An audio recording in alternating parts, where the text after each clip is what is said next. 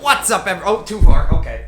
There we go. What's up, everybody? Were all of you keeping up with E3? Because there was so much cool stuff announced. And of course, being a Pokemon fan, one of the things I was most excited about was the footage from the new Pokemon Sword and Shield games. They look super cool, and ignoring the fact that there's not going to be all the Pokemon in it, I'm really excited for those games. And since those are coming out and we got a bunch of new Pokemon announced and images released of them, I figured I'd do another of my classic turning Pokemon into superheroes, but specifically Pokemon that have been announced for Generation 8.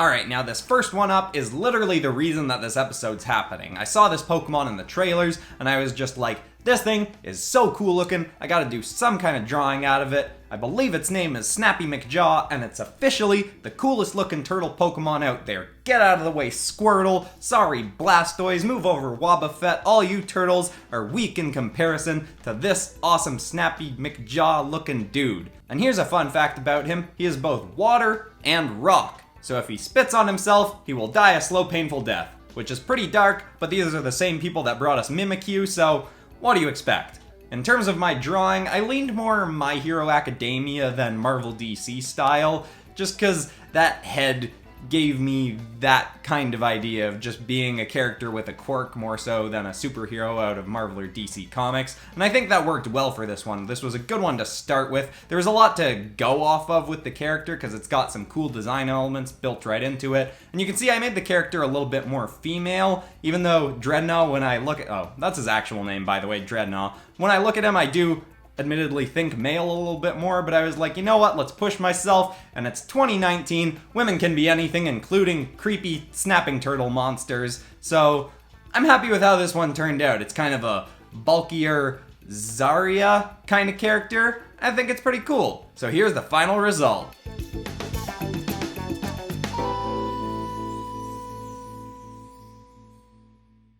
Here's a little bonus for everybody. If you hit the like button right now, I can guarantee that Snappy McJaw will not come and nibble on your toes while you sleep.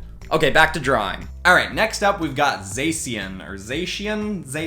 I don't know how to say it. I'm gonna say Zacian because that feels most natural, but I could be wrong. It's one of the two legendary Pokemons, the Sword of Sword and Shield, and I do really hope that we're getting, as fans are suggesting, the third game being Pokemon Gun, because that design would probably be really funny looking. It's probably not going to happen, but actually that design would probably just kind of look like Wargarurumon from Digimon. But anyway, with this drawing, it was pretty easy to figure out what I wanted to do. I was kind of channeling magic, and that's not me saying like I was doing magic to make this character. I mean, I was thinking about the X-Men character Magic, who is supposed to be in the new Mutants movie that I don't know if that's still ever coming out. Maybe it'll go on the Disney streaming service. But anyway, Magic is Colossus's sister. She's this super tough character that's got this big kind of buster sword that she often has slung over her shoulders. I don't know the whole story behind her. She's some kind of demon or something, but she's really cool looking, and that's what I was thinking for this. And for details on this one, it was pretty easy to figure out what to do. I knew I wanted to give the character some armor,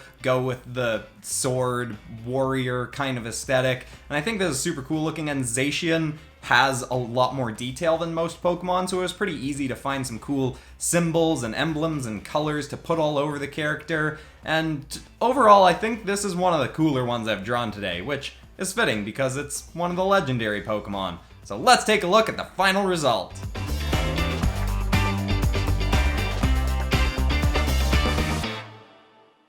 So admittedly I just drew Scorbunny as well, but that one turned out no good, so I'm just gonna do it again.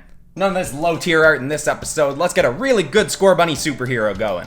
Alright, next up we've got one of the starter Pokemon, and in this video I'm only doing one of the 3 starters from Gen 8, but if you want to see other artwork I've done of the other starters, I did an episode when they were first announced, turning all 3 of them into kind of freaky, monstrous versions of themselves. That's kind of fun. I'll put the tag up here or something. And you can see for this one, I messed around with a whole bunch of different poses. The one that I ended up going with, I was very inspired by Humberto Ramos, who I've talked about him a bunch. He's one of my favorite artists, and this pose specifically is, I mean, it's not a super uncommon pose for a superhero type character, but I was specifically referencing an X-Men comic cover where he drew Kitty Pryde in a similar sort of running pose. And I really like looking at his work for this, not just because he's one of my favorite artists and he does stuff really dynamic, but he tends to give characters really fun expressions, and he often gives them really big teeth. And for this character, since it's based off a bunny Pokemon, we got Scorbunny here, I wanted to give the character the buck teeth to be like, you know, a little bit more rabbit-like. And because Scorbunny is the first evolution of one of the starters, I was thinking more of a kid kind of superhero. So this one kind of turns out a little bit like my Flygon hero, who is like a young upstart hero who's just getting their feet off the ground in the superhero community and super into it. And I really like that idea. That's one of my favorite kind of superheroes to draw. And I got to go a little bit retro X-Men style with her costume. And I'm really happy with how this one turned out. So here's the final product.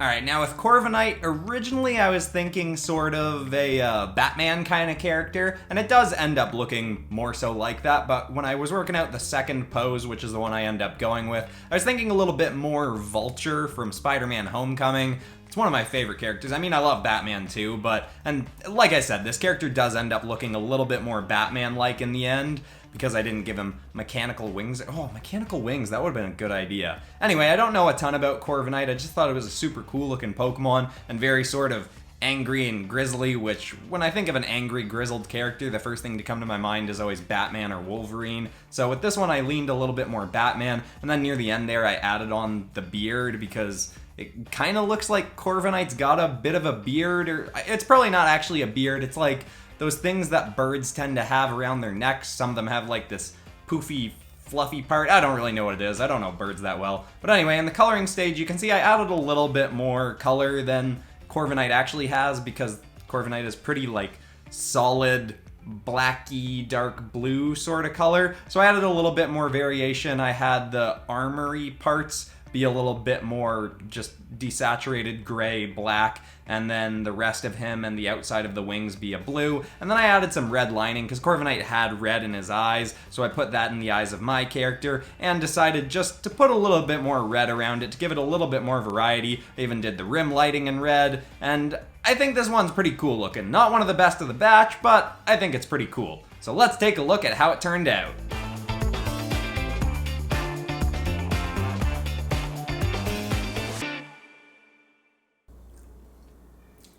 Oh, stop for a quick snack break. I like to put a bunch of chocolate chips and peanut butter, and then just eat it with a spoon. It's so good. But you all don't need to see this. Let's go on to the next drawing. So good. Alright, next up we got Ryan Gossifleur, and admittedly this one didn't actually stand out to me that much when I was looking at all the new Pokemon that were announced, but that was kind of why I wanted to take it on, because I was like, let's do a bit of a challenge. Let's take a Pokemon that doesn't have a ton going on design-wise and make something cool out of it, make a superhero. So I went a little bit farther and read a little bit more of the description of this Pokemon. Gossifleur is a Pokemon that kind of floats along with the wind and just goes where the wind takes her. So I decided to make the character, you know, a little bit happier, just lighthearted looking, and with big hair that's almost kind of like the petals of the flower, and her hair can be almost like a parachute, like she can be carried away by her hair, or maybe use that to fly or float around.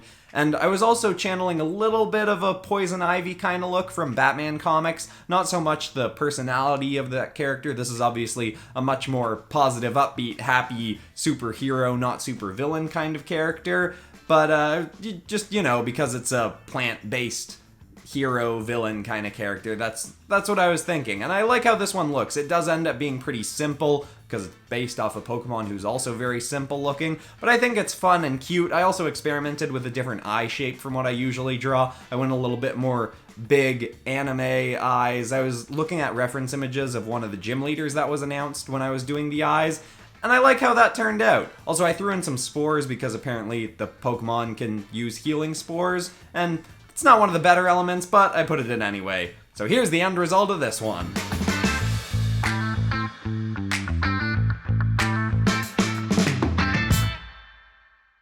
Now this one was also kind of a fun challenge, not in the same way as Gossifleur, but I wanted Zamazenta to be different enough from Zacian, but also be in the style of a sort of partner character, because they're the two legendaries. They are pretty similar looking design-wise, except one's a little bit darker and a little bit more grim looking, and obviously has the shield instead of the sword. And also, while I was doing this one, I was thinking a little bit more of a, I was picturing, you know how Captain America in Infinity War has those Black Panther style mini shield things on his arms? I was thinking that kind of thing for this character, because I didn't want to put the shield on just one arm and have too much of it covering too much of the character, because I wanted to show more of the character's design. But I think also because I was doing it that way, I didn't give this character an interesting enough pose. Like, it's fine, he's just standing there looking kind of stoic, which works and kind of matches what I did with Zacian.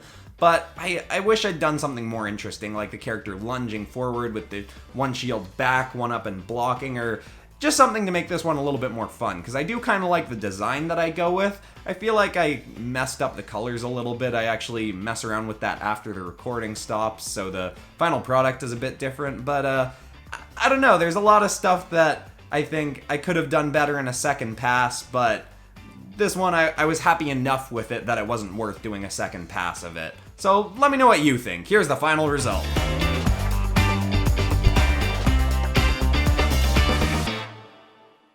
Alright everybody, thank you so much for watching another episode of PopCross Studios. If you enjoyed yourself, remember to hit the subscribe button and the bell and the like button. And if you want to see more Pokemon as superheroes, I've got 2 other episodes on that you can check out that I'll probably link below or something.